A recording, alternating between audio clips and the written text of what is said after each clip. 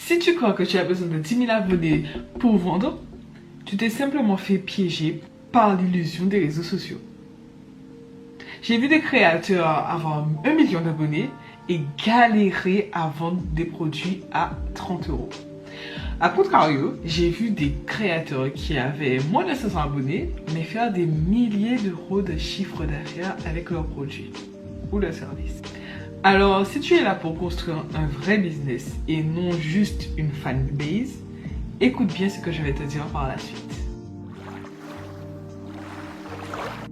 Bienvenue dans Mission Accomplie, l'espace où tes talents prennent forme, tes idées deviennent des business et ta vision s'incarne avec méthode. Ici, on ne cherche pas de motivation passagère, mais de la structure, de la clarté et des résultats durables. Chaque semaine, je t'emmène vers un peu plus de liberté, plus d'impact et un système qui te ressemble. Tu n'es pas là pour papillonner, tu es là pour construire et ça commence maintenant. Quelle que soit la plateforme sociale que tu utilises, la première chose que l'algorithme t'apprend, c'est de te rendre dépendant de la validation et de la validation des autres, entre autres.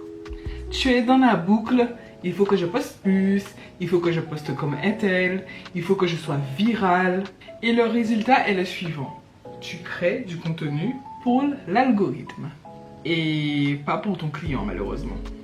À force de vouloir plaire à tout le monde, tu deviens invisible pour les personnes qui t'intéressent vraiment. Alors le vrai problème, ce n'est pas le manque de followers. Le vrai problème, c'est que ton message est flou, ton offre est bancale ou mal positionnée. Ou alors ton contenu il est joli, magnifique, rien à dire, mais il ne vend rien. Et ça, malheureusement, plus d'abonnés ne régleront pas ces problèmes. Voici ce que l'on ne te dit pas, c'est qu'en réalité, ton nombre de followers est une vanity metric. C'est-à-dire que c'est une donnée chiffrée qui flatte ton ego, mais qui ne reflète pas la réalité et la vraie santé de ton business. Ce qui compte vraiment, c'est la pertinence. Est-ce que tu attires les bonnes personnes? Est-ce que ton message est compris par ces personnes? La connexion. Est-ce que ces personnes te font confiance? Et l'intention. Est-ce que tu les guides vers quelque chose de concret? Je te donne un exemple. Une créatrice avec environ 300 abonnés sur Instagram et une offre claire et un positionnement niché peut générer jusqu'à 3 000 euros sur un mois.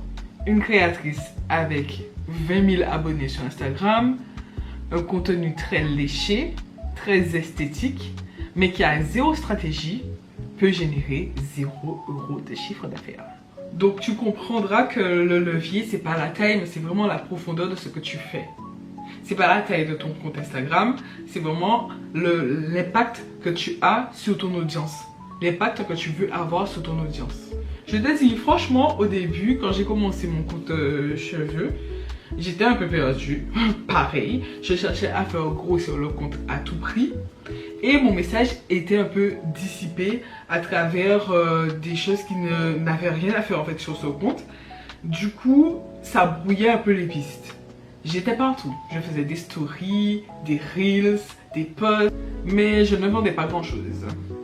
Et ce qui a changé, c'est pas juste un nouveau filtre, c'est quand j'ai vraiment décidé de parler qu'à une personne, donc vraiment cibler la personne à qui je voulais parler. Donc j'avais une cible, un persona, j'avais une offre alignée à un problème et je faisais du contenu qui éduquait, qui connectait et qui avait une vraie proposition derrière. Donc si je reprends, il faut parler à une personne, créer une offre alignée à son problème et faire du contenu qui l'éduque, qui connecte et qui a une vraie proposition derrière. Le résultat de tout ça, c'est que je suis passée de 0 vente à mes premières ventes avec une audience réduite parce que actuellement sur ce compte là j'ai à peu près 4000 abonnés, mais mon audience était quand même qualifiée. Alors arrivé à ce stade de la vidéo, tu me diras, mais Soélie, tu es bien gentille, mais moi comment j'applique ça dans mon business? Qu'est-ce que je dois faire concrètement?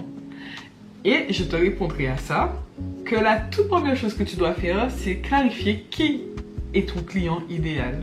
Parce que dans le business, tu ne parles pas à tout le monde. Il faut que tu sois spécifique avec la personne à laquelle tu veux parler. Ensuite, la deuxième chose que tu vas faire, c'est de te positionner. Qu'est-ce que tu offres? À qui tu l'offres? Et pourquoi tu lui offres? Et enfin, la troisième chose que tu vas faire, c'est de créer un contenu stratégique.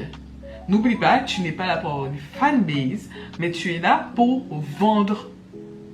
Tu es là pour créer des personnes qui te feront confiance, avec qui tu dois créer une connexion pour vendre ton produit ou ton offre par la suite. Alors, ton contenu doit attirer, engager, qualifier et convaincre. Avant de poster, pose-toi cette question. Est-ce que ce post aide ma cliente idéale ou mon client idéal à avancer vers une décision, vers la résolution de son problème? Et si la réponse est non, c'est que ton post là, c'est juste du bruit. Il n'a rien de concret. Et je vais ajouter en 4, il faut que tu aies une offre vendable. Parce que c'est pas ton audience qui fait tes ventes, c'est la qualité de ce que tu lui proposes, la clarté avec laquelle tu t'exprimes.